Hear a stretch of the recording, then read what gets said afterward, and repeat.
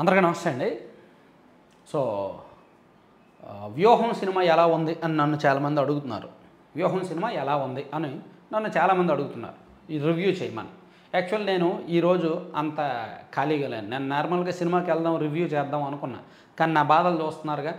Thumbnails ఉండట్లా, video editings ఉండట్లా. ఎందుకంటే మా స్టాఫ్ ఇద్దరూ లేరు, వీడియో ఎడిటర్ లేరు, థంబ్నెయిల్ క్రియేటర్ లేరు, వీడియోగ్రాఫర్ ఎవరూ లేరు. నేనే ఆన్ చేసుకొని నేనే చూసుకుంటున్నాను. కాబట్టి నాకు సినిమాకి వెళ్ళేంత తీరిక లేక నేను సినిమాకి వెళ్ళలేదు. కానీ రివ్యూ చేస్తా. ఎలా చేస్తాను?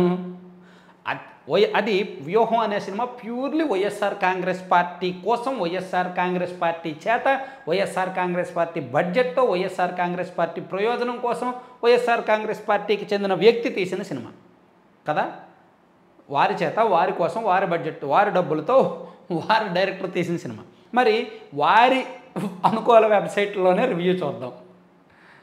ఆ పార్టీ అనుకూల వెబ్సైట్ అంటే ఏంటి? అందరికంటే ఫస్ట్ గుర్తొచ్చేది గ్రేట్ ఆంధ్ర.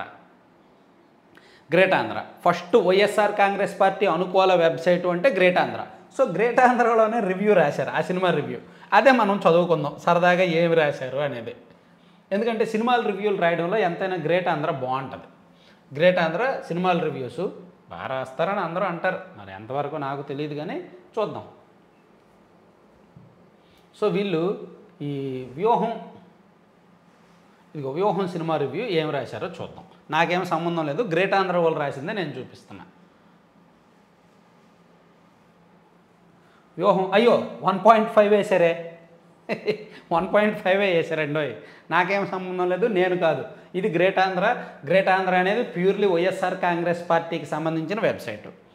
సో ఎలా ఉంది? ఆర్జీవీ చిత్రాలంటేనే వివాదాలతో ముడిపడి ఉంటాయి. సెన్సార్ చిక్కులను తేలిగ్గానే దాటినా కోర్టు కేసులు మాత్రం ఈ చిత్రాన్ని చాలా ఇబ్బంది పెట్టాయి. జనవరిలోనే విడుదల కావాల్సి ఉన్న ఈ చిత్రం వాయిదా పడుతూ ఎట్టకేలకు ఈరోజు విడుదలైంది. రాజకీయ చిత్రాలు కామను, అవి చాలామంది తీస్తారు. కానీ ఆర్జీవీ తీసే రాజకీయ చిత్రాలు మిగిలిన వాటికంటే ఎక్కువ ప్రచారం పొందుతాయి. దానికి కారణం న్యూసెన్స్ వాల్యూ, మొహమాటం లేని సెటైర్ డైలాగులు, అన్నిటికీ మించి లుక్ అలైక్ ఆర్టిస్టులు అనమాట. కరెక్టే. గతంలో లక్ష్మీస్ ఎన్టీఆర్, అమరాజ్యంలో కడబెడ్డలు తీసిన వాటిల్లో మొదటిది ఏకపక్ష కథనంగాను, రెండోది ఆగమ్యగోచరంగాను తేలాయి. ఇక ఈ ఎన్నికల ముందు వచ్చిన వ్యూహం పరిస్థితి ఏంటో చూద్దాం. కథగా తీసుకుంటే వైఎస్ఆర్ మరణంతో మొదలై వైఎస్ జగన్ ముఖ్యమంత్రిగా ప్రమాణ స్వీకారంతో ముగిస్తుంది. వైఎస్ఆర్ ప్రయాణిస్తున్న హెలికాప్టర్ కూలగానే చంద్రబాబు ఆనందం, కానీ జగన్ ఎదుగుతారనిపించినప్పుడు భయం. ఆ భయంతో చేసే కుట్ర, తన అవసరానికి పవన్ కళ్యాణ్ని వాడుకోవడం, చివరికి జగన్ ప్రపంచంలో తన ఉనికి కోల్పోతున్నందుకు కొడుకుతో పాటు ఏడవడం. ఇది ఈ చిత్రంలో చంద్రబాబు పాత్ర తాలూకు గ్రాఫ్. ఇందులో చంద్రబాబు కంటే ప్రధానంగా ఆకట్టుకున్న పాత్ర పవన్ కళ్యాణ్దే.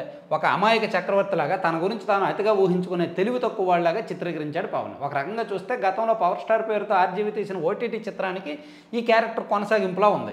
గేదెలతో తన వాటం బాధ చెప్పుకోవడం అనే ఇందులో ఒక సీన్ అందులోనూ ఉన్నదే. అయితే ఆ పవన్ పాత్రధారి ఈ వ్యూహంలో పవన్ పాత్రధారి కంటే చూడడానికి మరింత కన్విన్సింగ్గా ఉన్నాడు. సరే, ఓవరాల్గా ఏంటంటే వీళ్ళు చెప్పింది వైఎస్ఆర్ కాంగ్రెస్ పార్టీ వాళ్ళకు కూడా నచ్చదు. ముఖ్యంగా వైకాపా శ్రేణుల్లోనూ జగన్ కుటుంబ సభ్యుల్లోనూ సంతుష్టపరచడానికి అన్నట్టుగా కొన్ని సన్నివేశాలు ఆ వర్గం వాళ్ళకే అతిగా అనిపిస్తాయంట. వైఎస్ఆర్ కాంగ్రెస్ పార్టీ వాళ్ళకే కొన్ని సీన్లు అతిగా అనిపిస్తాయంట. జగన్ భారతి మధ్య సంక్షేమం, అభివృద్ధి టాపిక్స్ మధ్య ఒక డిస్కషన్ నడుస్తుంది. ఎక్కడ బ్రివిటీ లేకుండా సుదీర్ఘంగా సాగే ఆ సన్నివేశం పూర్తయ్యేసరికి భారతి కన్నీళ్లు పెట్టుకుంటుంది. ఏమైందని జగన్ అడిగితే అవి ఆనంద బాష్పాలు ఉంటుంది. ఇద్దరూ కౌగులించుకుంటారు. అసలు ఈ సన్నివేశం జగన్ భారతీయులను ఎలివేట్ చేసేలా లేకపోగా వాళ్ళ మీద సెటైర్ లాగా ఉంది. అలాగే ఎన్నికల్లో దెబ్బతిన్నందుకు చంద్రబాబు తన కొడుకుతో కలిసి ఎన్టీఆర్ పట్టం ముందు నిలబడి ఏడుస్తూ ఉంటాడు. ఈ సీన్ వైకాపా వారిని నవ్వించడానికి పెట్టినా వాళ్ళు కూడా పెద్దగా మెచ్చేలా.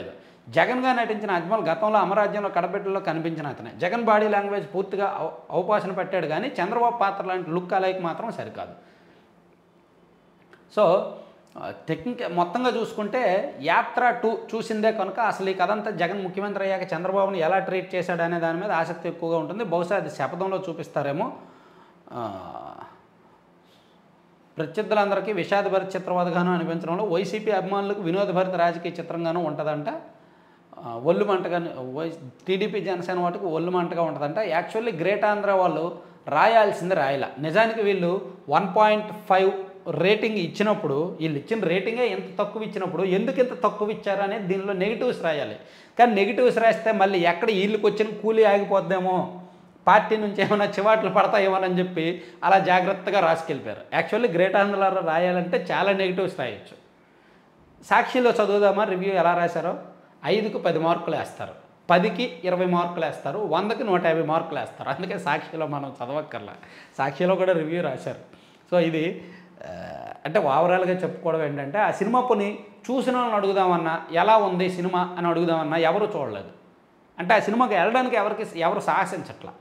సో ఓవరాల్గా మనం చెప్పుకునేది ఏంటంటే, వైఎస్ఆర్ కాంగ్రెస్ పార్టీ వాళ్ళ కోసం వైఎస్ఆర్ కాంగ్రెస్ పార్టీ చేత తీసిన సినిమా వైఎస్ఆర్ కాంగ్రెస్ పార్టీ వెబ్సైట్కే నచ్చలేదు, అందుకే 1.5 రేటింగ్ వేశారు. మైనస్లు రాస్తే ఎక్కడ ఏడుస్తారనే భయంతో మైనస్లు కూడా ఎక్కువగా రాయలేకపోయారు.